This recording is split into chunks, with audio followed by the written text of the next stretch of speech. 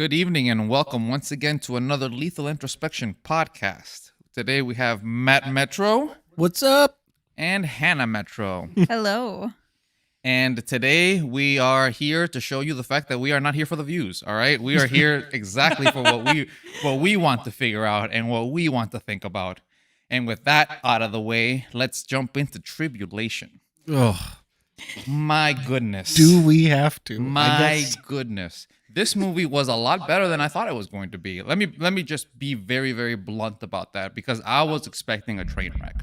Same. I was personally expecting a propaganda piece entirely based around strawmen and, but not that there aren't strawmen in the movie, but oh my goodness, like the most ham-fisted possible strawman ever. What we got instead, though, was more like tropish strawmen. Like it was like what you would consider to be like your like standard out of the box devil worshiper looking guy, like what your standard action villain looking like Antichrist.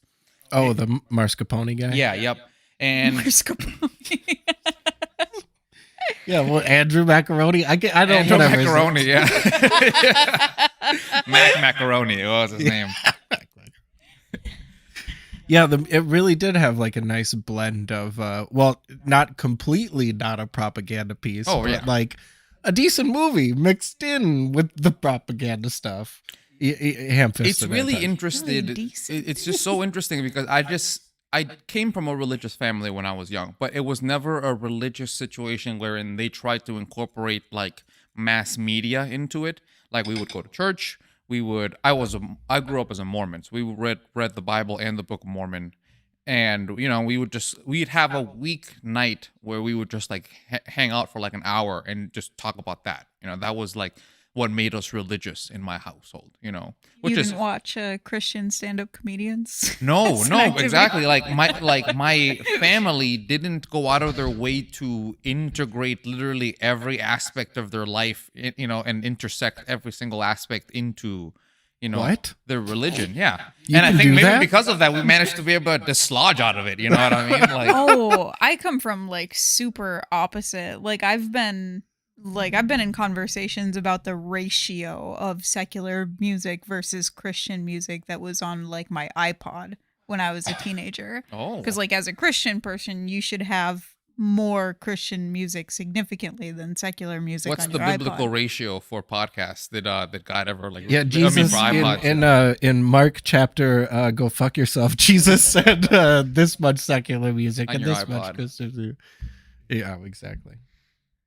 Yeah, I mean, I wasn't given an exact figure, but I was led to believe it was about 90%. all right. Well, give me. I mean, like this is the first time Matt and I have seen this movie. Matt, Oh yeah. Give me a little bit of a gut reactions right away. Give us a taste. Mhm. Okay. All right. Yeah. If I had to sort of like boil it down to a mixture of, I unfortunately had some preconceptions going into the movie. Some of them were shattered, thankfully. Some of them were not. It's so like in culmination, it really is this like long string of masturbatory kind of Christian persecution complex in cinema form, and it achieves its goal. Yeah, in my I felt opinion. that the movie was trying to be like objectively philosophical in a very ham-fisted way. Like wherein they give secular, atheist, and agnostic people, right, in terms of like the generalizations and the way that they give their lines, like for all intents and purposes, if this wasn't like a Christian movie and you knew and you didn't know already that every angling is actually supposed to be like, no, don't take this one don't take what they're saying too seriously because obviously we all believe in God here, right? Like literally every single thing that they say when it comes to counters for the level of belief that the people in this movie have, let's say, right? Because it's very obvious that there's like a hierarchy of belief even in this world. Like there are people who genuinely believe they can talk to God, right? And then there are people who just kind of believe in God. Maybe they go to church, they're kind of like the fair weather believers kind of situation. Then there are people who are agnostic, then there are people who do not believe, and then there are people who actively hate God and the concept of God, which is a very interesting way of thinking about the way that this creator of the movie conceives the universe, right? Where they're like, an atheist doesn't think that there is no God. What they think is that they are actively trying to erase God because they hate him in some way. There are theological reasons behind this, and I mean, that's a common lean for the Christian community, I would say, is like as opposed to I'm sorry, I don't want as opposed to tackling the concept that there might not be a God, it's always just rigmarolled back to, there is a God, you just hate him. Yeah, I mean, exactly. Like, I was not exposed to atheists in my upbringing. I didn't really think that they were like a common thing. And pretty much kind of what we were told or led to believe was that atheists wasn't really like that much of a real thing. It's people who are mad at God and don't want to follow the rules. There is some, I don't remember where it's from, but it's in the text that people that don't believe that a God exists are suppressing that truth in a sort of because they are unrighteous people. And so that is the theological reason for saying, well, atheists don't really not believe in God. Atheists actually deeply down believe in a God, but they just suppress it. And it's because they're angry or upset at the things that God has done, which rightfully so. But anyway, yeah, that is I also found it very interesting how the movie continuously kept making the connection between extraterrestrials and the concept of like either believing in God as something super fantastical or not believing in it, you know what I mean, as also something like too fantastical.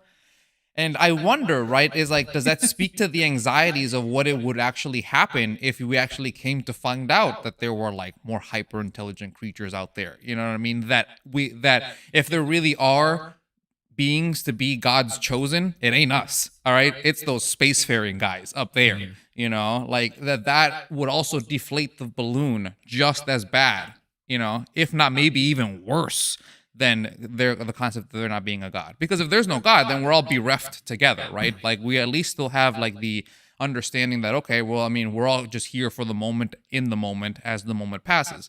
But if we know that there is a God and he's made a chosen people and they're on this other planet over there and they're like just jumping from planet to planet, you know what I mean? Just laughing it up. And and then there's us over here toiling away, Hell is literally Earth.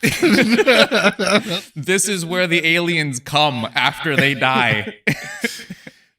I think there's like a sort of because the whole time I'm watching this movie, I'm looking at it from like a apologetics lens. Like, what is the messaging? Where are the arguments that they're making? Where are they trying to make? Can you this give our person audience look who silly? might not be too well versed in the conception of apologetics to give the definition real quick of that little bit? Yeah, it comes from, I believe, 1 Peter, something about, or maybe it's a letter from Mark.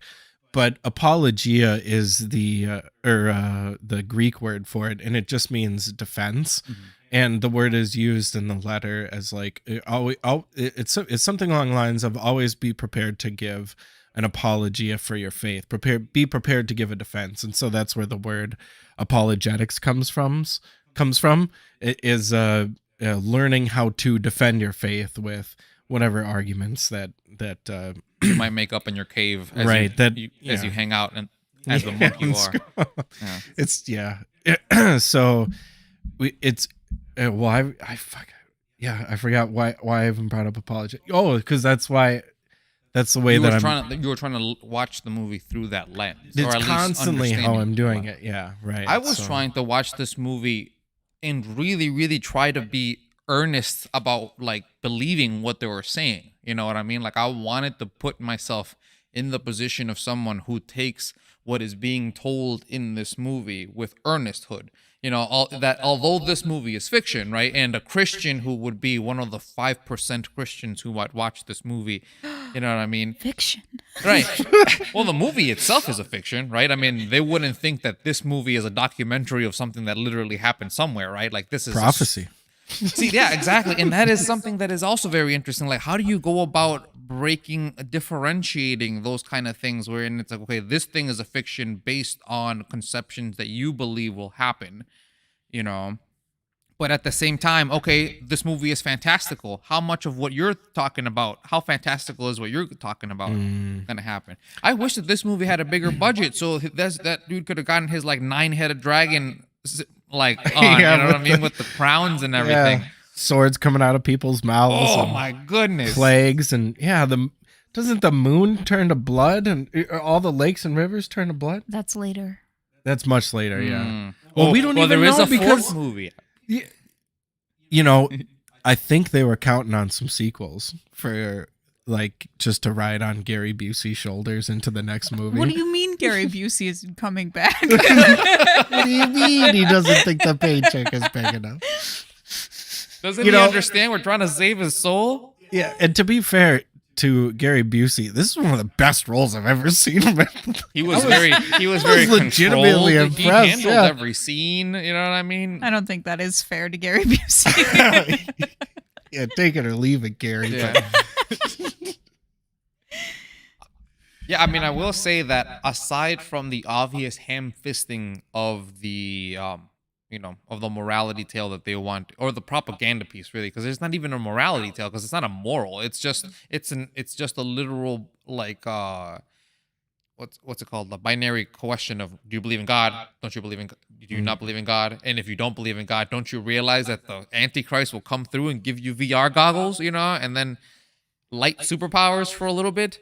Yeah, it's a future biographical piece. Yeah, exactly. Right? Because it's like you're supposed to be taking this as almost like a warning, right? Like if you're talking about this from the position of earnest belief, right? This movie is trying to take sections of prophecy that are supposed to be, already written, and just applying them into modernity and with the technology and the uplinks available. I'm almost certain that this movie was invented to scare children. Oh yeah. Why would you say that, 100%. Hannah? Because I was a scared child watching this movie at one point. Okay, so you'd seen this before. Yeah. How long ago? God, I don't even think I could actually take an accurate guess at how old I was when I saw this the first time. Younger than when you watched Osmosis Jones. Yeah. Oof. No wonder it's so. Well, and So like much. this is scary for like a different reason, because like when you watch something scary when you're a kid, it's like your parents comfort you and they're like monsters aren't real and that kind of thing. But this was like, this is real. You should prepare yourself to die for Jesus. Yeah, exactly. Jason. Jason. Don't be a Jason, Hannah. All right, when we tell you to line up to get killed, all right, you line up, all right? Jason. Jason, you're embarrassing us. Favorite part of this movie. You're embarrassing us in front of the heathen, all right? Oh, my favorite part of this movie. You step in front of that nice man's gun, Jason. No, I was really thinking about it watching through this, though. I was trying to think objectively about the parts of this movie that I remembered, because I remembered almost nothing about this movie. I remembered two parts of this movie. I remembered the guillotine scene. Very yeah. scary for a little child. Oh. Just want to call that out. If you have a child that is 6 or under, don't show them this movie. Wait till they're like 15 and they can, Well, and definitely don't be look at like, you this is weird. real. Be like, what are you showing me here? What is the Gary B? Who? That, and then for whatever reason, that scene on the street where they're like, he doesn't have a mark, and then like random people are chasing him. It makes me think of that Idiocracy scene with Justin Long. He's like, why come no tattoo? Hey, you guy doesn't have a tattoo. I just have to wonder how many, considering Christianity is the largest religion in the country, and the levels of intensity vary quite highly from family to family in relation to their religiosity. And you'd be surprised at how many people come from highly religious families who, after, when they grow up, they buck them and then become highly creative. I wonder how, what are the odds that one of the people who created Idiocracy watched Tribulation as a child/teenager as a result of their upbringing, and they're like, this scene is hilarious. I mean, yeah, because that's actually part of how this came up, right? Like, we saw Gary Busey somewhere else and we were talking about him, and I was like, the first thing I saw Gary Busey in, and we had this crazy conversation about it, and I was laughing recounting this to Matt. I was like, yeah, it's like a Mark of the Beast thing, and then people notice he doesn't have the Mark of the Beast. They're like, hey, you don't have a mark. And then random people chase him down the street. I laughed then and I'll laugh now. Yeah, that has to be inspired. I mean, yeah, like the by this timelines kind of movie, match, right? Because this movie was like mid '90s when it came out. Idiocracy, 2000. 2000. Okay, this yeah. movie is 2000. I mean, it seems like it totally track. I feel, and if not, it's crazy the coincidental intersections that sometimes happen with stupid concepts. Oh yeah. Yeah, I'm looking at Mike Judge on Wikipedia right now, and Idiocracy came out 2006. So 2006. Oh, that's plenty of time. Yeah. 6 years to take a good look at Tribulation. And Mike Judge is not one to pull punches when it comes to making fun of stupid things. Yeah. I'm wondering if we're finding a little, connected Easter egg here. You know what I mean? In terms of it. Mike, we know you listen to the podcast. It's a Email level us. hard Yeah. Easter egg. Yeah, a hard-boiled Easter egg, because this one's old. This is like when people data mine old games. They're like, you guys know about this secret? Only here first, folks. We cut through deep. Yeah, I gotta say. So man, do we like, go through the plot of the movie? We have to unpack it. Yeah, We right. I simply mean, have let's to unpack let's it. not Move be through it. unfair to the movie, and give it the same treatment we always give all movies. All right. Especially since the first half of this movie is a different experience than the last half. It is a So roller coaster we'll ride of forget to talk about hilarity. it. yes, when we come to the break, I will prepare my rant. Mhm. But we'll start at the beginning. Yeah. I will So prepare my bitch. Yeah, I have You mean your soapbox? I'm ready to stand on it and shout. Okay. We'll back his his mic bitch up. pitch. Yeah. Yeah. The bitch pitch. I love it. That's so Can we have a cute. future segment? Yeah, like Got bitch another bitch thing time. about No, like usually Jose, that would fall to you because you usually have like you're the new person to the movie, so No, you it's usually true, have the yeah. qualms. So like the new person to the movie gets the bitch pitch like 3/4 of the way through or something. that'd be perfect. Be Like fun. really ram into the movie for what it just did not do for you. Yeah, gloves off. Let's. But first, This let's is- set the scene. All right. So the movie starts off in the past. In the 90s. I wish that we were a little more creative and we could add that Rick and Morty scene where it's like start your stories where they're gonna start. All right, like not 3 weeks later, not a years later. Yeah, I'm gonna not make a comment about the like just transition there until we get to it. So- yeah, so the our movie- screen grabs are already about 20 minutes in. Yep. So the movie starts off with a very transparent foreshadowing about the potential, about how one can essentially create safe spaces for each other. You know what I mean? Oh, echo chambers. Yeah, essentially echo chambers and safe spaces that God will protect, And eventually you transition into the future where everybody becomes a little older. The sister who was very earnest in her religion has now become kind of fanatic. And Fanatic. yeah, they she just seemed like the main character to me. She was just the Christian lady. oh, she was just the Christian. Yeah, she was the most sensible of them all. She's the Rock in the movie. Yeah. Everything Eileen said was true. Should have listened to Eileen. Oh my gosh, I wish we could jump forward a little bit, but nope. Let's keep going. Yeah, All right. yeah, Deep pace to by the- pace. This Eileen, is the gonna most take sensible person in the willpower. movie. She is the biblical literalist, of the group, and she is actively. They're all hanging out as brother and sister after they're older. It's very obvious that one of the brothers has really strayed from the path in terms of the religion, and then Gary Busey is in the middle when it comes to being in the tug of war, you know what I mean, of ideologies that is kind of going across their house. His baby boo at the moment, right, has a brother who is actively trying to seek some form of purpose or understanding about the world, but he's trying to do it through mundane means, you see, as opposed to actively looking and seeking for the holy and celestial plight of Jesus Christ. He is going through and checking out Ouija boards. Well, not quite. Oh, okay. It's like, Take it away. well, you know how you have Lego and then you have those shitty Mega Blocks? This is like the Mega Block version of the Ouija boards. Yeah, we had it's to true. discuss. Yeah. We had to pause it and be like, is that a Ouija board? It appears to work the same way as a Ouija board because it does not look like a Ouija board. Yeah, it is a Ouija board adjacent yet legally distinct. Piece of occult item. Thank you. Next question. Piece of occult item. Lawyer's high five in the background. Exactly. It is occult adjacent. Thank you. Yeah. All right. And this is where we first get to see Howie Mandel like we've never seen him before, Never. With hair. practicing his hardest to get that deal or no deal contract. Just revving that engine. Doing everything he possibly can, and man, does he! Yeah, I mean, he eats up the role. I mean, every scene that he's in. Yeah, the banana speech. I mean, Oh yeah, 100%.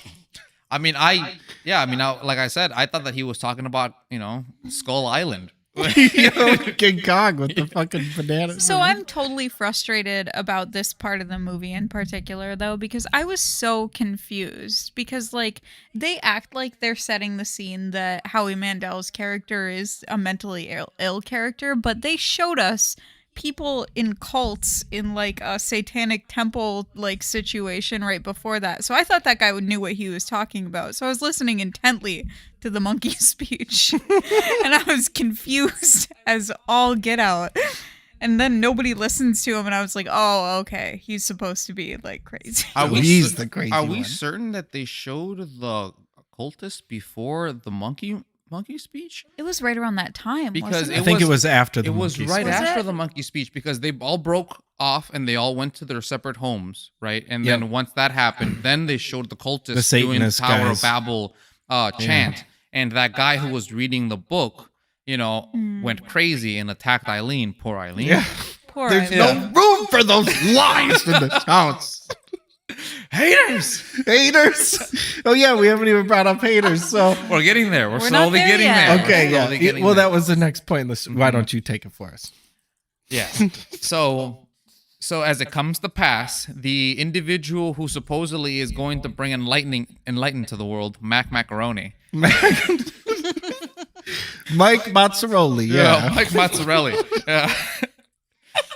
He is apparently disseminating this idea that just like the monkeys were able to essentially impart a thought, one monkey was able to impart a thought into their whole tribe, and then at that point that was able to psychically link to all monkeys around the world and impart the thought onto them, that we can in some way manage to be able to link all our minds to change the world for the better. Howie Mandel's character actively is looking for a means of being able to bring about world peace. But, little does he realize that it's all in the bosom of Jesus Christ, and he's looking in the wrong place. You dope. Yeah. Next scene. Yeah. Is Jesus into world peace? No, he was here to bring a sword. Yeah, all a right. sword. Yeah, he brought a Okay. sword. All right. He told people. Yeah, he's bringing exactly. a He's like, sword. "What are you guys talking about?" We're gonna kill people. Yeah. I get confused, like, with No. what Jesus said versus what people say about Jesus. Well, there's not much of a difference there, but go ahead. And I mean, and to be perfectly No fair, one is all we like- have is what people said about Jesus, That's what because I there mean, is yeah. no Jesus chapter. Jesus I mean, what never was people like, say "Hi, now." Jesus." Jesus was like, get that pen shit out of my face, all right? I ain't about to write I'm gonna nothing. scribble in the sand for Yeah. a minute. Get out of here with you. Wasting Messiah's time with fucking writing. Are What you kidding you me? You're not reading writing for? what I'm saying? Yeah. All right, next scene. Next scene, which was the last scene. Which is That when was the on our movie screen. starts getting motherfucking crazy, and you can time me on this one, all right? Because this is when the cultists really play their hand. They show the fact that they are trying to actively create some sort of Tower of Babel consideration, which I don't really understand the connection between the two. Yeah, I think it's metaphorical, but it's really poorly Loosely metaphorical, because I don't get it either. yeah, I mean, like, they're like, what's cool? What's cool iconography we got? The Tower of Babel. Yeah. that's hip. The only parallel that I can call out is that the idea with the Tower of Babel was like man overcoming God, basically. Like, we're gonna build a tower so big that But it'll I reach, thought people wanted to go meet God, and God's like, get your shit out of my house, all right, and stop this. No, that was not. It was. I thought it the was whole like, point of we're the better. Tower of Babel was everybody believed in God, wanted to go see God, and thought that they could see Him in physical flesh if they made a tower. It was high an enough. arrogance thing. Yeah, I think Yeah, but that Hannah's was the right. arrogant part, right? The arrogance was the concept that you could go physically see God if you built something high enough. I think you're When both right. When in reality, the whole point is that you're only supposed to be able to find God spiritually, and doing things in the mundane world like this is only, I think the point that not you're useful. making is correct theologically, and the point that she's making is correct, is that there was also this idea that people wanted to become as high as God, be able to see as far as God. And I only bring this up because, as far as I understand, and I am not going, I would consider myself like, like an intermediate level understander, an understanding of the Bible. But as far as I know, the Tower of Babel wasn't some form of like, it wasn't like as though the people were corrupted to doing it. It was just a thought people had. They're like, yes, you're right. yeah, it's like, Yeah. like, okay, like, yeah, we know about God and He lives up in the sky, but, what if we all But that's- pool our ideas, pull ourselves together and, like, do it all together? Like, yeah, we can do it, which is obviously arrogant, right? Yes. Because we're ants. Exactly. How dare you? Yeah, exactly. I Yes. understand that. Yeah. And then God's like, no, screw that. You guys all talk different languages now. Yeah, now you're all fucked up. Good luck. Yeah, now you guys are all have to war with each other. Haha. Exactly. See, Exactly. okay, I'm just trying to understand, because then, as I was saying, the iconography doesn't make a lot of sense, right? Mm-hmm. Because that's not what was happening in the movie, or at least that's not how he sold it, right? I mean, like, the Macaroni was trying to sell it as like, we're going to enlighten us to, just a higher place where I can give you superpowers. Mm-hmm. Can I pause it for a second? Because when the Antichrist name first came up, which none of us know at this point, Jose was like, "What a cool name! I'm gonna name a game character." And I am going to after look it him." up. All right? I'm just When the not time bothering to comes. look. I'm just not doing it right now. And I Yeah. think Macaroni is pretty hilarious. Yeah, I also like mascarpone. I think I would. I'm going with Mick Mozzarella. So the Tom guy jumps through the window and kills himself, right? Yep. So Because he gets mad at the Bible. So it would appear that they do a test run real quick, and apparently right now their subs are real low, because only 2 people are actively looking at the book at the same time when they're trying to do the little connection thing. Howie Mandel's character and Eileen's husband, Yes. So they both jump through the window, and so Yeah, because Tom they dies. because they wanted, and that was on purpose. They wanted the cultists wanted to dispose of the lab rats, essentially, after they attempted to. after they called out the haters. Mm-hmm. Yeah, Right. exactly. I didn't Very understand bravely. that. Like, because they both wanted to kill the haters, it seemed, at least. And then they dropped it and jumped out the windows. They weren't So ready. what? They weren't quite ready to pull the trigger. The haters, I mean, the people who were about to do it seemed very ready, I must say. Yeah, plot convenience, obviously. Yeah. And then we get Gary Busey's extremely convincing upset face that Tom just jumped out the window. Yeah, what are you going to do? Yeah, I've been in this job for 20 years. This isn't my first jumper. I couldn't believe it. And then, Don't worry, Eileen. You'll find another husband. Yeah. He was upset about the right things, because he was like, there was a knife 20 feet away. Yeah. And I Yeah. blinked, and then he That's Honestly, the That's what I movie would be upset slowly about. but Okay, surely yeah. chips away at Gary Busey's character, because I honestly really liked him at the very beginning. You know what I mean? I felt that relative to the realities that he lives in, where God is real, but he doesn't manifest himself. The devil is real, you know what I mean, and is actively trying to fuck with you. Like, an agnostic position is a pretty wise one to take because at that point, if you believe too hard, obviously, it gets perfect to like the next section of what we're talking about, right? Where it's like they get the call that Howie Mandel's character jumped out the window. He gets taken to the hospital. The special agents, who are apparently also devil worshippers, because that's literally the only way you can go up in the corporate world and in government. Or do you think this is a Christian dig at big government? No. No. Well, yeah, I mean, it depends on what kind of Christian you are.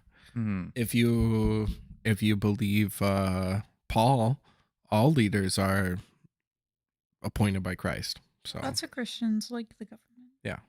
Not all of them. Most of them want it to be a theocracy, but most of them go, yeah, okay, this is God's plan, blah, blah, blah. Okay. So it's another plot convenience then that the CIA agents or the federal agents are also, what's it called? Devil worshippers. Or do you think that was a lie? Oh, yeah. Well, see, this is in Revelation, you have the mixing of the two. Then the government becomes the bad guys because they're led by the Antichrist, who is confusingly in this movie also Satan. And I don't understand that. See, but that's the thing, though. It's like, isn't every generation living in the end times, though? And like at the end, now you're getting a sort of a meta question. And I mean that genuinely, because I don't think that anybody has ever lived and they're like, yeah, I don't think the world's gonna end when I'm alive. like if you're an earnest believer in dogmas that give apocalyptic ends, right? You are always under the assumption that you were born at the end of times. Mm-hmm. Right? It's like, because I mean, like, even back when they wrote Revelations was supposed to be about Rome, and they were talking literally, I mean, like, they were figuratively making mention of people who were actively alive back then, because they're like, oh yeah, God, I mean, Jesus, oh yeah, he's gonna pop right back up there, and in like 50 years time, he'll be right on back. Be shooting swords out of his mouth, off the back of a horse. Baby. Yeah. It's gonna be great. Mm-hmm. And he told me. Yeah. My name is John Patmos, and this is how the world's gonna end. Okay, so all right, we have Howie Mandel Next scene. in the straitjacket chair. They let him out because they believe that he loves Jesus enough at this point in the movie, something like that. No. This is actually another interesting thing that I have to wonder. Okay, it appears that almost every Christian, all right, in this movie, and by Christian I mean one Christian, Eileen, all right, because there literally is only the only real Christian, because she's the only one that isn't in the second half of the movie. Yep. Yeah, the real Christians go. Yeah. No. See. And the real Christian is always actively trying to keep modern medicine, from people who are, especially. Crystal. She gave a crystal. I wrote to this in my Jason. notes because of this scene. And isn't that a bit heretical? I mean, what the fuck do crystals have to do Nothing. with healing? Christians No, do she's not like the crystal stuff. It's witchy. They don't like anything that claims to have any kind of supernatural power or ability because it infringes you can't on Yahweh. Concentrate God into a piece of stone, right? So it's like, so. It wasn't Eileen that gave. Wait. I thought Tom's girlfriend or wife gave him the crystal. His sister, not Eileen, right? Oh, but yeah. Eileen is right. No, not Eileen. I'm sorry, but the sister is the straight up Christian. I'm sorry, I'm using Eileen because that was the name of the. Eileen is the sister. Blonde lady. She's the straight up the blonde lady who is Tom's girlfriend. She's or wife. not a real Christian. She's not a real Christian. She just likes a crystal, and that's what she gave to her brother. But she becomes a Christian after all the real Christians get sucked up in the rapture. So to date, we have no plot holes. This movie is solid. All right, very good. From start very to good. finish. Yeah, because okay, I actually wanted to kind of get you guys' thought on this because it appeared as though Gary Busey's Baby Boo was trying to write like a smear story or article about Christians, because she's like trying to like mine things that they believe, you know what I mean, Yeah. from the sister. My perspective was that she was a reporter. Yeah, Because the yep. only thing she asked about it was like, what's that word? What's that called? So I think she's just reporting on the story and needed that's all I took it as. She is one of the 3 types of people that exist in the Christian worldview. Okay. One that is vaguely aware that the Gospels exist, but not very interested. Right. Okay. Not until the rapture. Not until it becomes pertinent. Yeah, not until anywhere from 2 to 10 years pass and we continue on into the second half of the movie, inexplicably, because Gary Busey gets hit by a fucking truck, and Yeah. I have to re-mention the fact that this movie might be full of tropes, but that ain't one of them. All right. You know what? When it comes to the ending, when we're giving ratings, that's getting a half a star for me. That scene alone right there. Yeah, honestly, because I was watching that movie thinking, okay, so when's he gonna like use a steering wheel? To not die. What's he gonna use this? Oh, I forgot this was Gary fucking Busey And he behind can them. eat a whole fucking truck with those teeth. All right, like There's no way those teeth are real, right? They look like dentures. I think those teeth are 100% real. I don't believe that. They look I'm exactly probably like way dentures. wrong. They Yeah. look exactly like dentures to There's me. no way. I have to believe that Gary Busey has never had teeth because his teeth have never looked real. That is kind of true, isn't it? and then as you mentioned, Matt, he either woke up 6 months, 2 years, 10 years. Who's to say Who's how to long say? the Yeah. rapture is going to take? It could take know, a while. I am always harping about the fact that some movies do too much telling and not enough showing, but this one went, I think, a little too far in the opposite direction. That's why they don't have any plot holes. What are you gonna get them on? Anything? Nothing. Honestly, like, again, yeah, I thought I was brought in here for a roast. All right, that's not what my agent told me I was here for. All right, I'm here actually having to critically think through this movie because Surprise. We know it was long enough to replace phone booths, which is hilarious that they replaced phone booths in a future-facing movie like this. Yeah, being in the time of the internet and cell phones and like looking back and no, going, literally, oh. it's right Like, before oh, no, the phone internet. booths I mean, like required. the internet is a Yep. thing, you know what I mean? But it is like so Loosely. nascent that it could really go either way. Yeah, you it's know? for like back in the 90s, it was just like chat rooms. Like eBay wasn't even a thing back then. Yeah, exactly. Like, so, I mean, I even made the joke when they were like in their van. It's like, if only there was some World Wide Web to spread our message. Literally, that guy said, "I wish I could broadcast this to the whole world." We like, oh, bro, that'll take me 5 seconds. Yeah, like, hold we're on. doing it now. Yeah, it's Facebook Live. Wait, you fucking Stone Age? Get the fuck out. We are doing it right now. Anybody in the world can access Anybody. this stream. Mhm. It's not saying they will. That's the hard part. Oh, Oh my god. that'll come. Especially with bangers like these. How could we not get everyone in the world with this movie? Exactly. I mean, we just have to have the same kind of earnestness and belief that the characters do, right? Yeah. We'll just play really boring sections of the really boring and damning sections of like pastors speaking, you know what I mean? Like, not one of those pastors is like, oh yeah, the love of Jesus, oh yeah, he's great. No, every single one of them is like, oh, you better start believing right now. All right, like, Yeah, We're that's out of because time. you know what? Most Christians will not admit this, but that's where the rubber really That's the bread hits and the butter. road. Yeah, is if you don't believe this, you're gonna go to a lake of fire. yeah, exactly. buddy. You I think we're very like all rarely- joking and like being fun here, but Practically speaking, Yeah. I mean, my life was riddled with those reminders.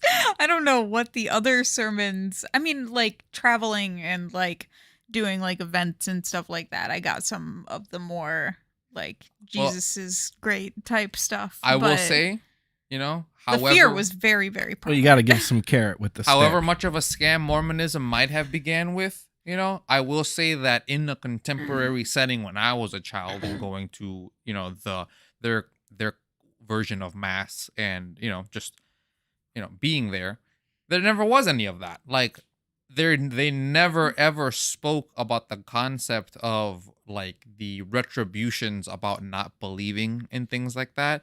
It was always just all about the reward and the communal reward about doing it all together. Did your parents Really? teach you that there was a hell when you were a kid? Yeah, I mean, and it's interesting because they kind of start revealing like the weirdness about Mormonism as you grow older, right? And I got to the place when they started talking about the fact that where you go is like 3 different layers of like celestial possibility. You know, it's like you can either go to like the most basic layer where it's almost like purgatory where you can't really do much of anything. You know, you're kind of just like a consciousness flying around. Is And this then- all from the Book of Mormon? No, this is like things that they just kind of added after the fact because the Book of Mormon is like it's like a historical quote unquote retelling of this tribe of people who was like the lost tribe of Israel essentially. Yeah, and yeah. like then and how the lost tribe of Israel made their way to the Americas, and that's essentially how the Book of Mormon was hidden in America back then, and how the angel Nephi then helped Adam Smith go find it, you know what I mean, in some grove somewhere, you know. So it did, but is there anything like about heaven or hell in the Book of Mormon?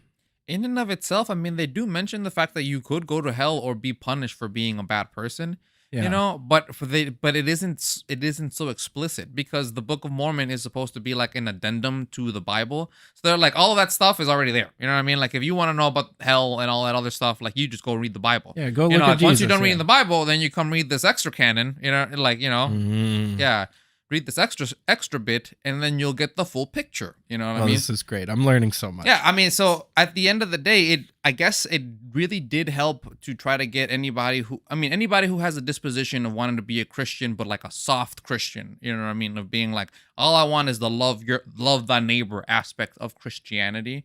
You know, I can see how it's very easy to sell Mormonism to them in that way, you know? As opposed to everybody else who actively wants to be like, no. I don't want to just go to heaven. I want my neighbor to fucking burn in hell. All right. That guy's a dick. Yeah, exactly. Like, hey, leave me on earth, but if he's in hell, that's cool. All right. That, you know, like the requisites and, you know, the celestial requirements people have are just, you know, entirely different.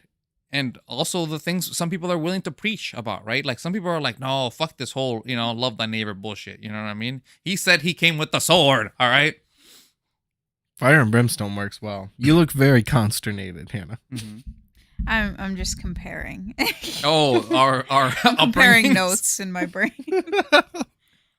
Yeah, I mean, if you're gonna slip and fall into any religion, Mormonism ain't exactly the worst one. I mean, like, they're still a bit behind in the LGBTQ talk. You know what I mean? And it took them a long time to accept black people, but you know. I'm gonna count that as like a major downside. Oh, most certainly. I mean, like, you can most certainly tell that religion Like, was 50 of its points off time. Mormonism. You know what I mean? Like, they Yeah. just keep actively updating how as needed in order to be able to be as quote unquote hip as necessary, but not, you know what I mean, so progressive that they look like wishy-washy. You know what I mean? Like, it's a tight rope that they run. You know what I mean? It really is. Yeah. Yeah. Especially because it's so new that like, okay, I'm gonna say I'm on your side on this point only because it's new enough that it's so much easier to pick apart. Like you can actually find shit about Joseph Yes. Smith, and like Mm-hmm. when it comes to the Gospels and stuff, you have to be much more boring and But again, right, as you know, time is the testament of all, right? Yeah. So it's like as time goes on and that becomes lore as opposed to history that you can easily mine, you know, it's like what's the staying power of that kind of situation? You know. spooky. Well, next scene, right? So Yeah, so- so he gets hit by the fucking truck. He eats the whole thing and he wakes up with a gigantic beard that pretty much leaves us completely bereft as to what year it is. No, but not like It is Robin Williams. What year is it? it's. It's like No, a wait, Jumanji wait. beard. It was not like a Jumanji beard. It was like a quarter Jumanji beard. So, Okay, that was at least Counting a backwards. 3/4 Jumanji. Okay, but how long was Robin how long Williams' was character Robin Williams in? inside of Jumanji? I It will was look 6 up years, these wasn't it? pictures right No.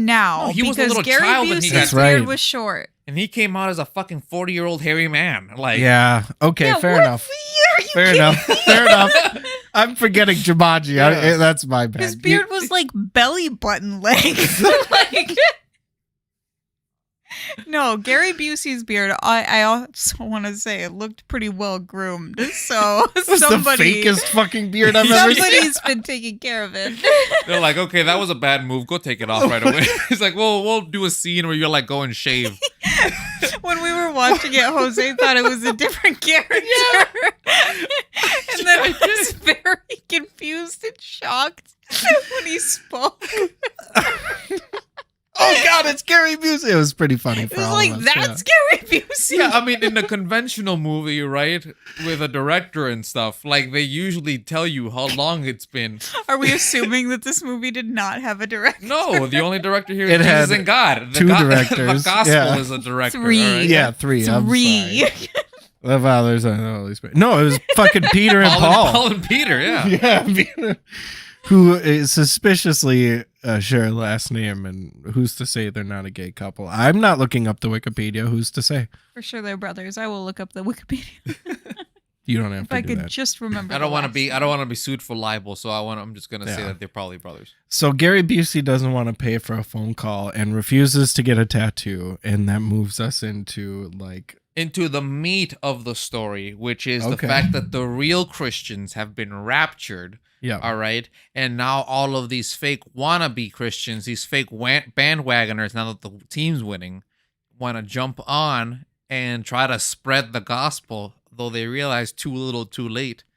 All right. God is not taking any more reservations. Yeah, isn't that the case? Isn't it that if you don't make it in the rapture, you're done? No, that's it. No, You're done. that's not true. No? Okay. That's what the Left Give us Behind the movies skinny. are all about. There's like a second pull. Yeah. Like there's a first. No, you sweep have and to then die like a normal person if you don't make the first cut, but you might still go to heaven. It's the commonly accepted. Oh, you Like- don't get the expressway. No, you don't get another Oh. rapture. Rapture's rapture. It's done, Oh, okay. dude. But like, you might still go to heaven. You So might there's be still- like the guys in the back of the Snowpiercer train. What is with like you've seen the Left Behind movies? That's how it all. I've never seen them. You've never seen? Oh, No. stay tuned. Yeah, I mean, if this, you know what, I'm already having enough fun. We can put it on the list. That's the whole perception. Like that's the whole plot. Is Kirk Cameron is like not a real Christian, and then his whole family gets taken by the rapture. He's quote unquote left behind, Mm-hmm. Mm-hmm. and then he becomes a real Christian, Uh-huh. and the fun begins. Oh boy, Oh, I see. I'm getting excited. Yeah, see, if I were God, I'd say, no, fuck those people. What? Are you kidding me? Now Yeah. that I showed you my hand, now you're Right. going to believe in No, me? no, no. I Oh, think you that's died. bullshit. Oh, No, yeah, no, no, boo. no. Yeah. Because why doesn't God have to show us? Like that's Hmm? not. I mean, Are we talking about Yahweh? Because he doesn't know you shit, Hannah. Yeah. Get Yeah. the fuck Yeah, out get of here. fucked, all right? Who are you? Yeah, All honestly. right. You heard it here first, all right? Before God doesn't know Abraham, you I shit. am. Get the fuck. Yeah. Yeah. Yeah. Exactly. You think the creature that stops the Leviathan and keeps it down, all right, in the deeps of the ocean, Yeah. has time for your bullshit? I bet you guys change your tune after the rapture happens. You guys are gonna feel really silly. No, you know what? I'm gonna keep it OG. I'm sure that God will respect that way more than me trying to just 180 once the hand has been dealt. Are you kidding me? Yeah. Also, I mean, that guy was kind That's of a the whole dick. point of the fear tactic. Like, it's not about who's getting God's respect. It's about not going to hell after the rapture. No. We're all taking the last grab at not go to hell. You know what? The other guy with the VR goggles can make people regrow limbs. I also kind of was feel Satan. like if I go on that cool second guy. string rapture, that I'm kind of gonna end up in like lower class heaven. To be Second perfectly string honest. rapture. I mean, you gotta consider that everybody who's been there has got a leg up for like 50 years, maybe. You There know what are I mean? theological arguments to suggest that heaven has caste type layers. Oh, I'm sure. No, it Right. has different rewards in heaven. That's Right. Yeah, referenced yeah, in the yeah. It's Bible. pay to win, right? So Right, it's- so some people have more rewards and Mhm. some people have less. It was No, always exactly. described to me as crowns in heaven, and I was that like, sounds like a fucking confused. pay to win monetization currency. Yeah, that sounds like I was literally Bananas confused are, as a child because I was like, I don't really want like a bunch of crowns. I can only wear one at a time. well, tough shit. You're getting 70 crowns because you're such a good person. Yeah, like, are these coins? Like, Yeah, wait, can I cash them in for what? yeah. Is this like a Chuck E. Cheese or like a Dave and Buster's situation? Where I mean, if it was like an upgrade to the original crown every time, then maybe Could I get a whistle or like a sticky a guy? slinky. I'll take a deck of cards, whatever. Oh, this deck of cards is really shitty. Where did you get this? No We wonder don't it was gamble only in heaven. 6 crowns. What a Yeah. fucking bullshit deck of cards. Oh my gosh. Okay. Yeah, so again, I wouldn't want to be a poor person in heaven. That sounds terrible. I mean, you already saw what they do to poor people on earth. Straight shoot them in the head. Yeah, they just kill the homeless. I mean, listen, Uh, if Satan doesn't have time for you, and Satan is actively looking for every soul possible in order Oh. to be able Yeah, to he even complete their said, infinite Tsukuyomi. Oh. Like, All holy right, like- shit, dude. Like what time will God have for He you? was like, Honestly. every soul that I take is one soul away from him, and then he just He's like, massacred but fuck the poor. homeless. But fuck the homeless. Talk about classism. You know what I mean? the Like, messaging in this movie is so dark sometimes. Like we were getting into that discussion while this was happening, right? About the homeless of like, you're telling me that these group of people, some of whom may have a mark, some of whom may not, are still here and they're just going to fucking execute them like John Wick style in the streets? No excuse. Like No how one even offered them a mark. and you Yeah. know, and it doesn't make any sense because within the ethics of the marked, right? They're like, it's fair game for people who are unmarked. Okay, so if you're unmarked, you're just a piece of shit who has decided not to, follow the Messiah. But if you're already marked, then the ethics ring differently for you, right? So it's like you can't just be carte blanche with the citizenry, even though obviously, Satan / the Antichrist, which come on, pick a fucking lane, guy. Said like they're all pawns, to him. But yeah, pickle yeah. Yeah. Mike Mascapulo, get out of here with your That was my understanding. I mean, I don't think this is explicitly called out anywhere in the Bible, but like my understanding was that the Antichrist, when he came back, would be Satan, basically. Oh. really, my always understanding thought was it was always like the fact a- that it was the son of Satan. Yeah, like it was some form of avatar of Satan in the same way that Jesus was an avatar of God. Oh, I think that's right. Yeah. But I mean, I've never heard that, but I'm sure. I'm that's- sure the word that's common avatar doesn't belief. appear in the Bible. I mean, like, And then the Antichrist, Yeah, the yeah, avatar yeah. of Satan. and then James Cameron came. so Kirk yeah, Cameron. so everybody. So the people the left behind people are actually trying to broadcast, and they're getting constantly jammed. And if within that group is Gary Busey's Baby Boo and a bunch of new people who the movie just kind of like shoehorns in. They're like, yeah, these are also fair weather Christians. These are your Mad Max Christians. It's Yeah. the community that you have to find when you're on the run. It's true. I mean, Jesus did say, as long as there's 2 of you, I'll always be there. So No, As long no. as 2 or more of you are gathered in my presence. yeah. Then whatever you ask for shall be given to you. Lies. Except rapture. All Well, right? except- You had your chance. Anything that I decide that Yeah, exactly. it's a nah. Most of the time it's a nah, but always looking for that yay. Yeah. So okay, and so then Gary Busey is on the run. All yeah, he right. escapes the bad men. Mm-hmm. Shaves his beard real quick first. Yeah, Don't that's true. escape without shaving. Quick and haircut giving and yourself shave. a haircut. And we're Good left haircut. with the biggest mystery of the whole movie, in my opinion, Zach. Zach what the demon. fuck is Zach? What is Zach? What Yeah. is Zach? Because I mean, Zach the demon would make sense, right? Like that, that would make a lot more sense that he's got like a pet or something running around, or like a lieutenant or a henchman, But for the most part, it just appears that Zach just seems to be like the most typecast archetype that they could possibly represent in terms of like the, like the Levine, looking Satanist. LaVey? Levine, yeah. LaVey. Levine, yeah. Not Avril Lavigne. Yeah, Anton LaVey. Yeah, he's not a skater boy. He's a Satan boy. Easily misconstrued. I totally understand.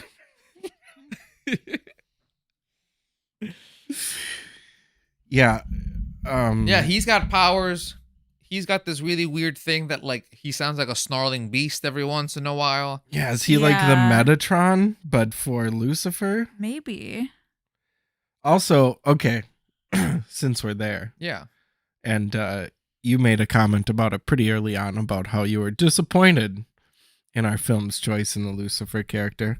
Who would you cast in Tribulation? If I had like a Remake. if I had like a carte blanche, Wait, like, wait. Yeah, you blank get check, anybody. or Wait. does it have to be like a B actor that'll actually No, be no, well- No. You get Wait, to wait, pick. wait. We have to understand Ooh. before we're giving answers. The question that was asked was like about picking someone who's a babe, like And- someone who is attractive. An absolute stunner to the person, right? Yeah, I mean, like, if they're gonna turn out to be Lucifer was the most beautiful angel, right? mhm. This better be the hottest looking male actor in cinema history if he's gonna be Lucifer. If we're talking about mid 1990s, for me personally, anybody who already knows me already knows that answer. Jude Law.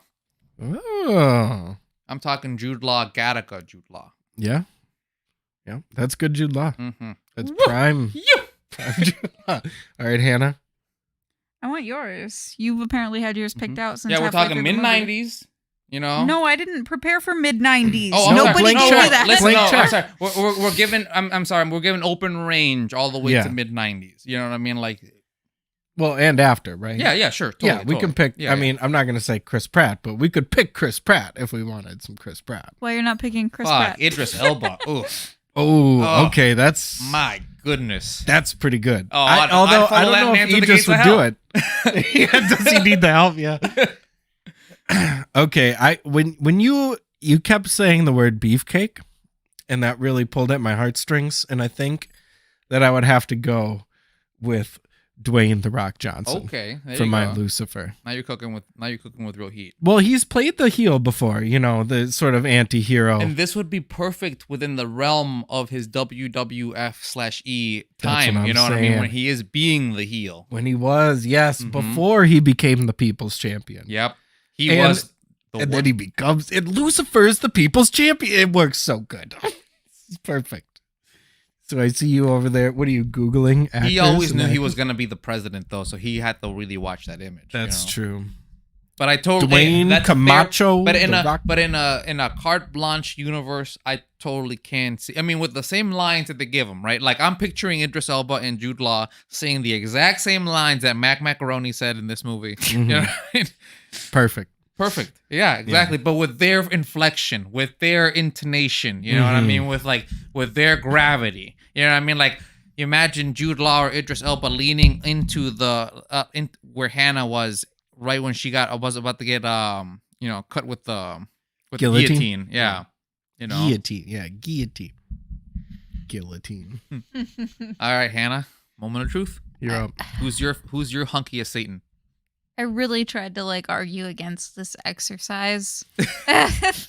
No, objectify men. Who gives a shit? I don't want to. Also, are we going for a Satan-y looking or just No. just Just in somebody general? with gravity. But Somebody I better believe that they could Yeah. be Satan. a handsome man with a lot of gravity who, if given the opportunity for charisma, would be able to pull you down to that lake of fire. Mhm.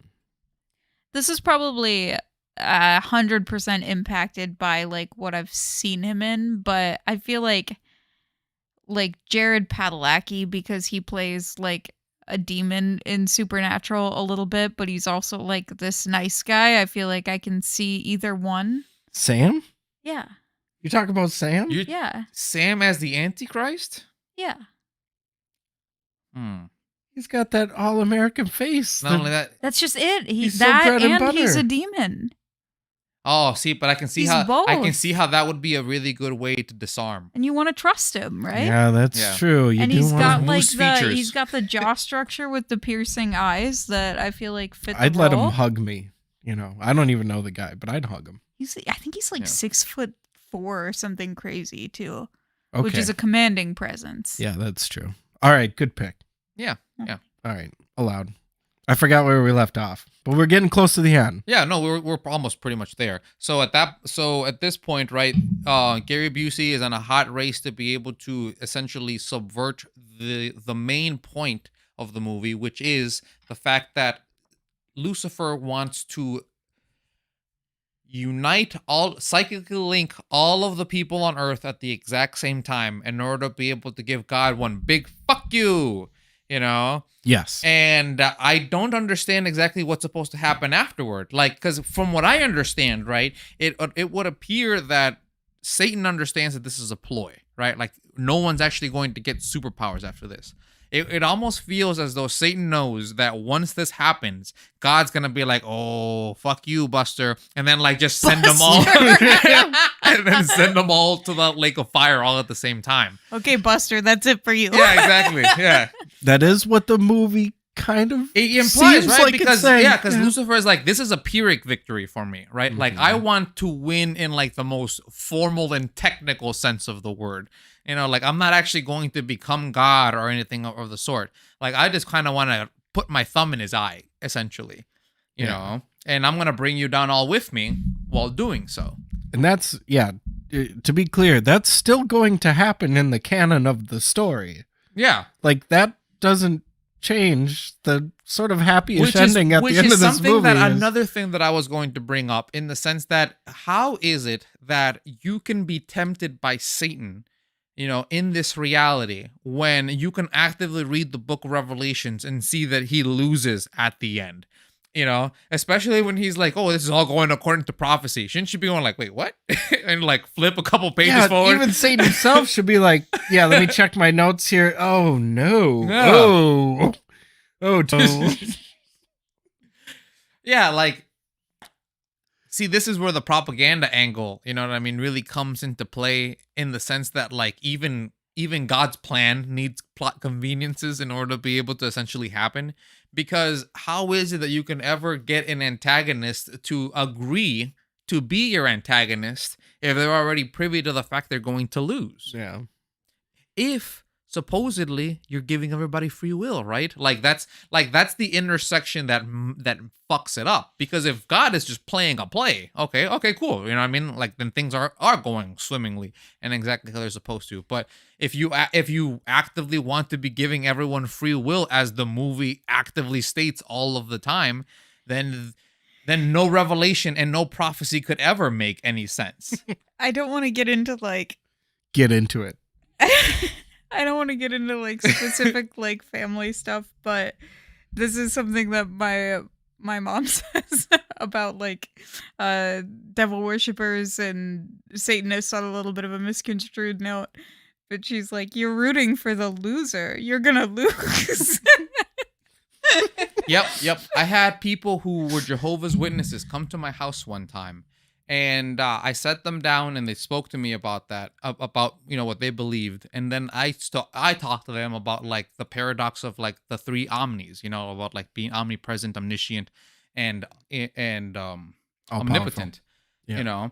So it's like, and those the two young people that were there were not able to handle the question. So the young man came back next week with one of like the older people, Elders. yeah, with one of the elder people of their congregation or whatever Jehovah's Witness calls them, right? And he tried to just be a little more forceful in that sense that like you're pretty much just trying to root for the losing team. And what I brought up to him is that, okay, if you believe that, right, that everything about this is preconceived, don't you think that God's kind of a bully then?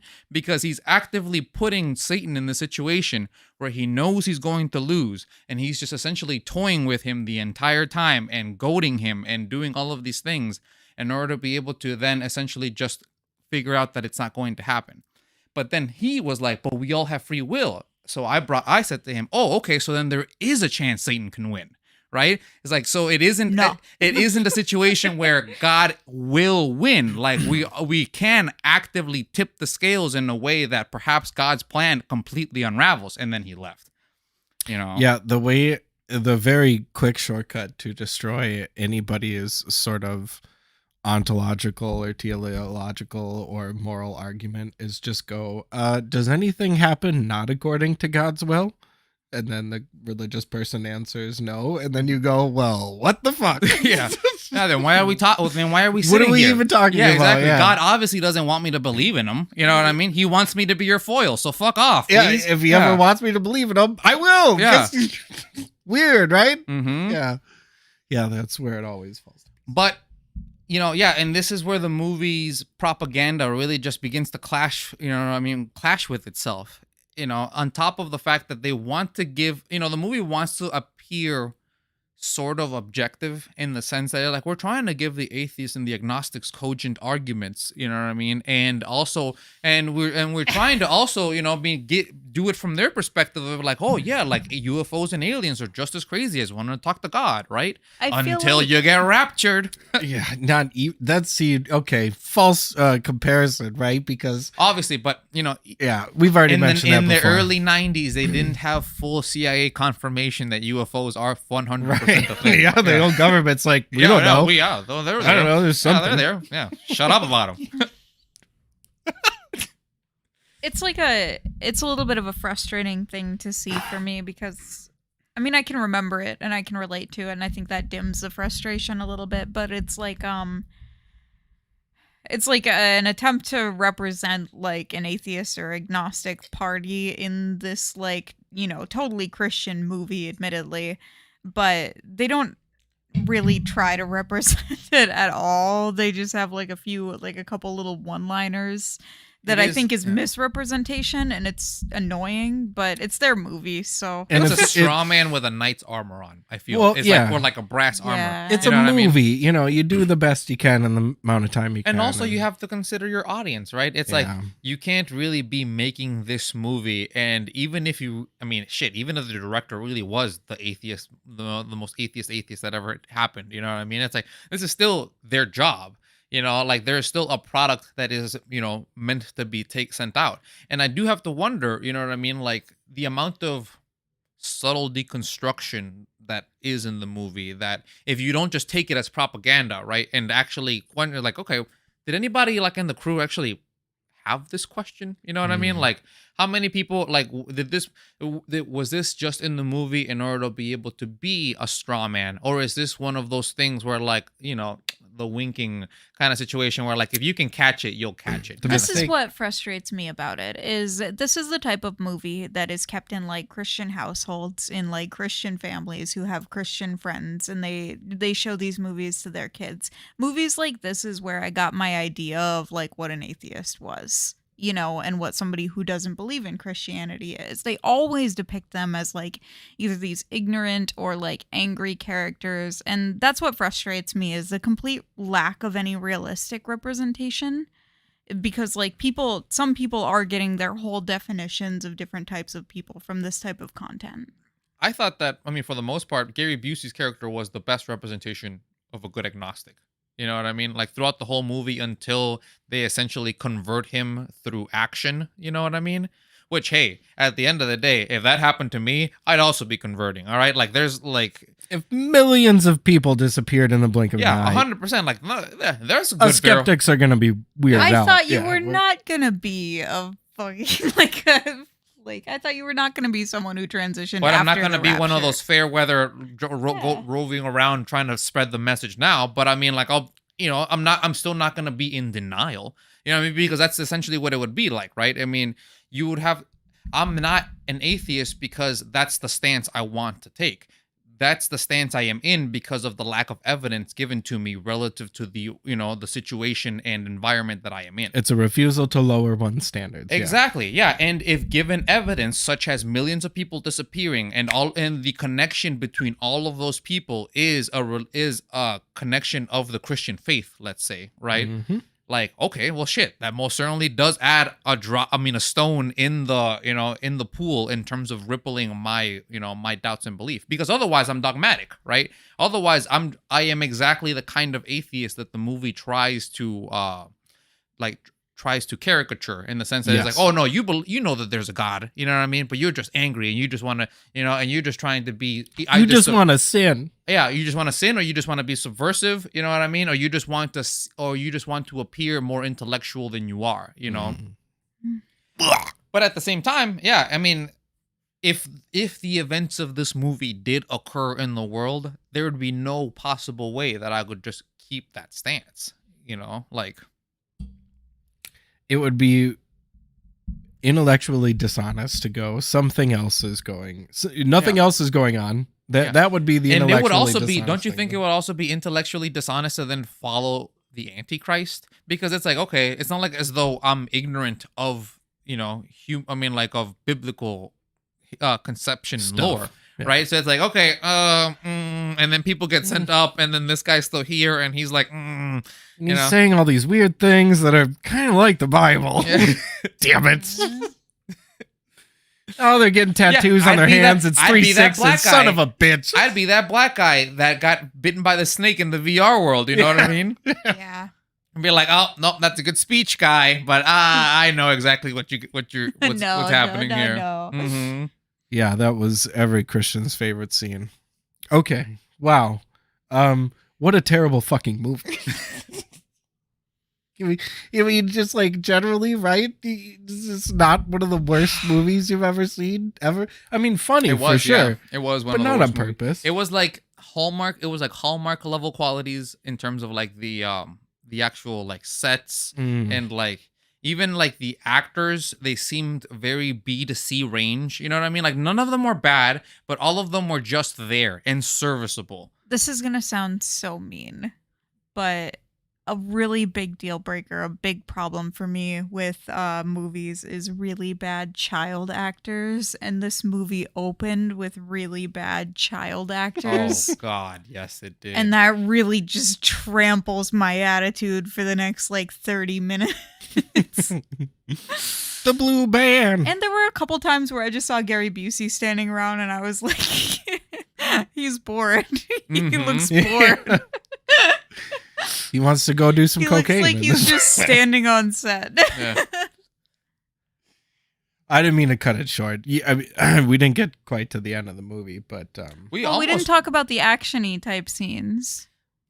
the actiony ones. Oh yeah, well yeah, The bomb, like yeah. So the so Gary exploding Busey, cabin. yeah. Well, we didn't talk about what We have could to talk about the possibly- Jason scene. what could possibly be the darkest scene in this whole fucking movie. All It's right, my favorite the scene. darkest scene in this whole movie, wherein everybody is put in a position of martyrdom. All right, but then Howie Mandel's character very sensibly doesn't want to join in on getting a bullet put in their fucking skull, and everyone's like, "Jason, Jason.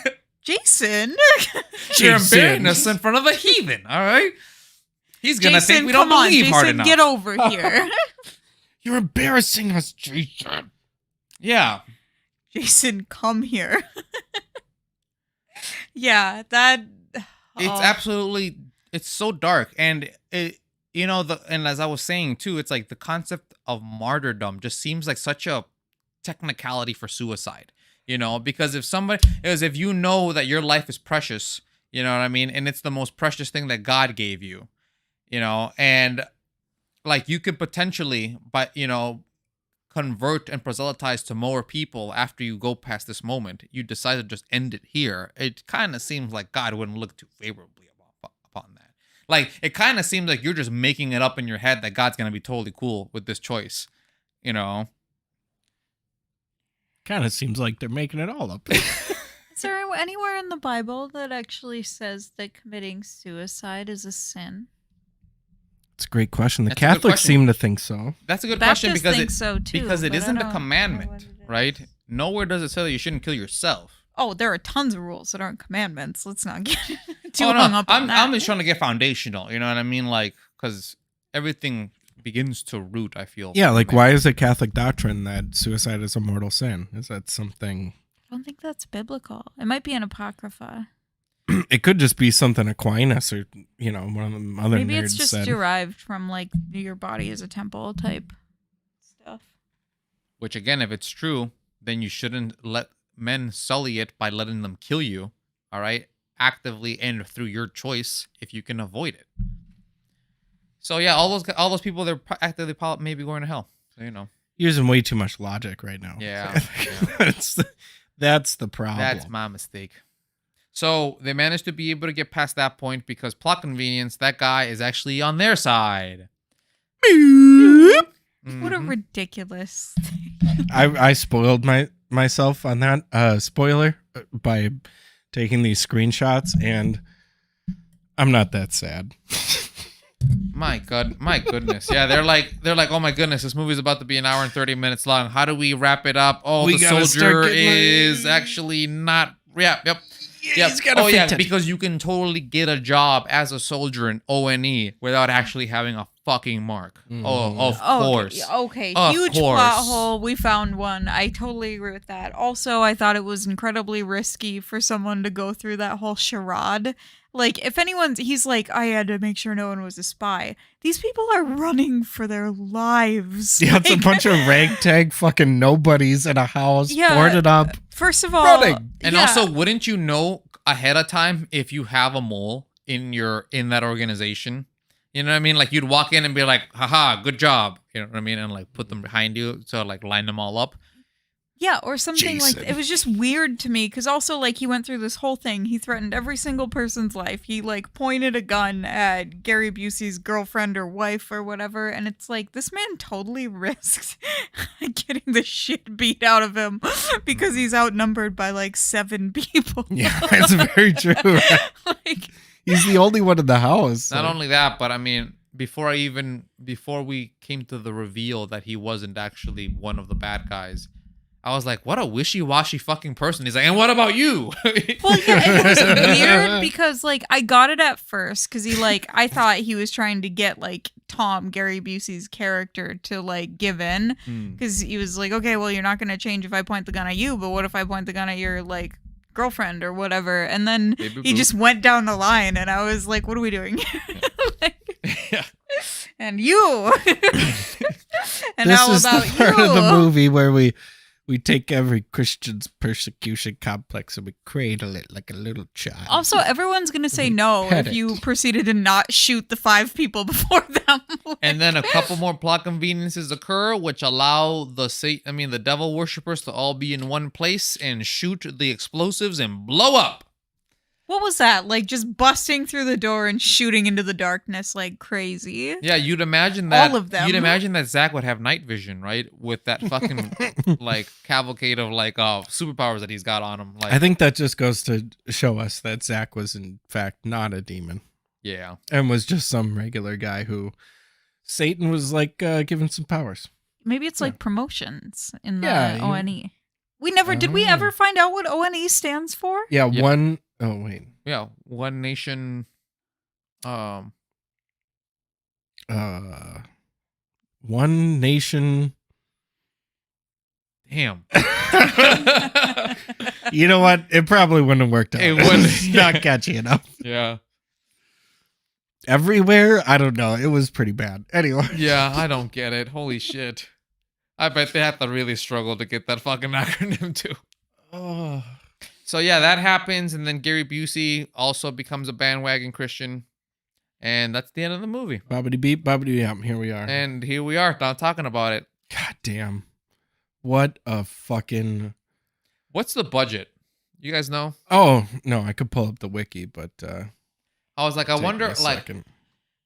yeah, I have to wonder, like, how much Wait, so like money this kind of thing could possibly the cost. movie ends basically though with like the Antichrist getting like discredited based on what they aired though, right? Yeah, he doesn't Which- get killed or anything. He's still out there. No, Well, he just yeah, gets it's not- mad It on wouldn't be TV. biblical that he even did.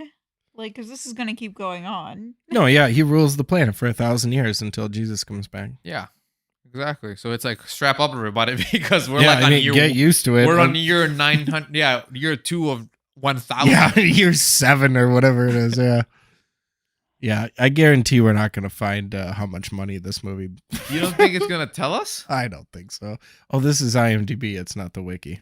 I would just Google bad. Tribulation budget. I thought I'd go to the on christiancinema.com. Oh, there it is. The Apocalypse series.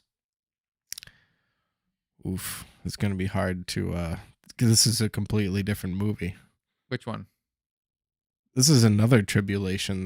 No, that's the one. wait, but this says Nick Manusco, and that's definitely not the dude's last name. No, but that's the one.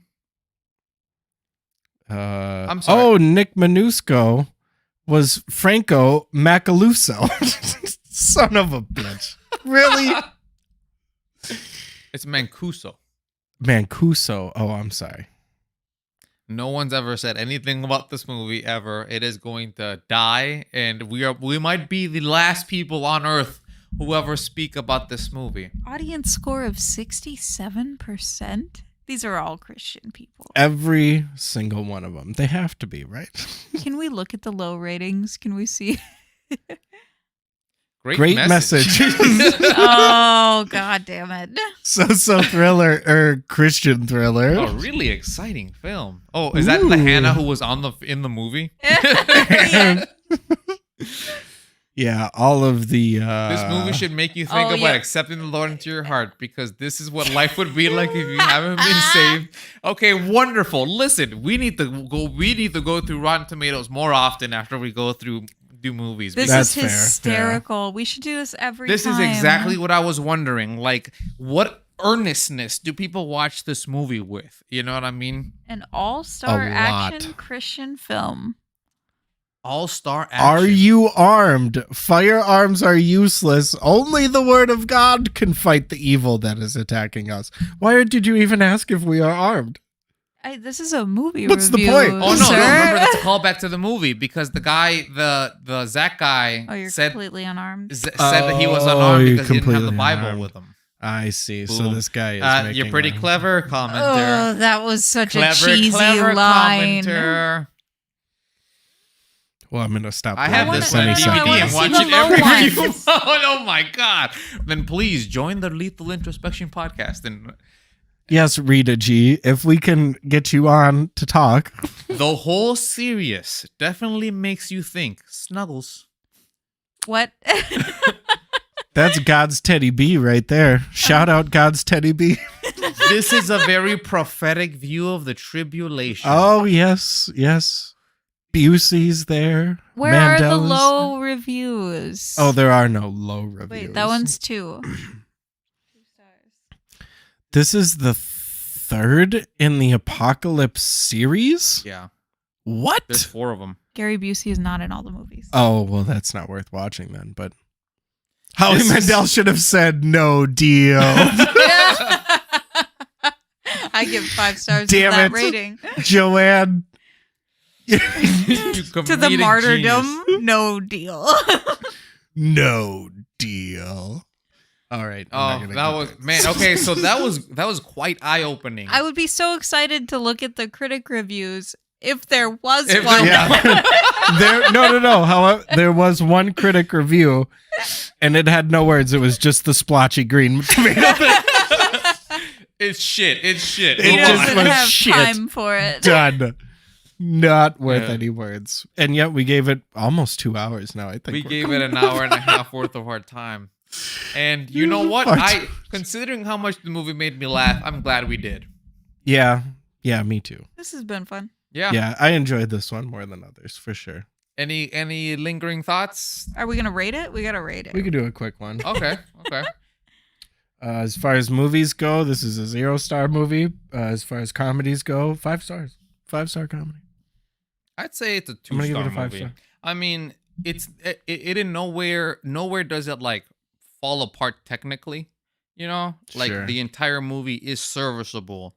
Nobody like messes their lines up. Like I said, I enjoy. It It's a is a low bar. movie. I mean, It's not a high school Exactly, play. exactly. So we gotta Production. give Hey, you that. listen. All right, you can fuck up a movie quite hard. All right. fair enough. like I said earlier, until they ham-fist Gary Busey's like 180ing into Christendom, I enjoyed his stances. I enjoyed his position of being like, "Oh, do you believe in God? Oh, it's a complex question." You know what I mean? Like, and then they yeah.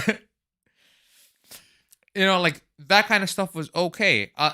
And I also enjoyed the intended / potentially unintended deconstructions and like digs at Christendom itself that, you know, the movie just kind of splices in order to be able to, you know, attempt to pass as objective, you know. Mhm. I think all of those, alongside the laughs and the fantastical aspects at the end, and then knowing that there are some people who think that this is almost a quasi biography, I mean, a quasi documentary of what might happen, puts it at a 2, an easy Oof. 2. It brings me down lower. Anyway, that last one, Hannah. I give this movie a 1 star.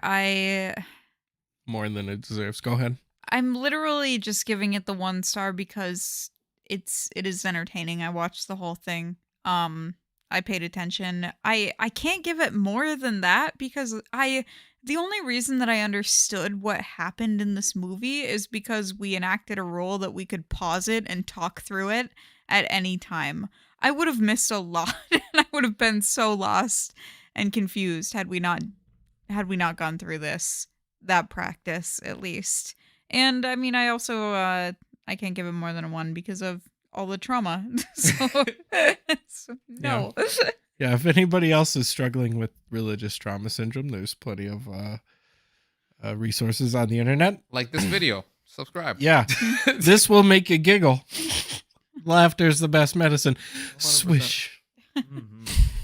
And I think with Comment. that tribulation we can completed. Talk about it. Yeah. Oh, I'm sorry. You got something else to say?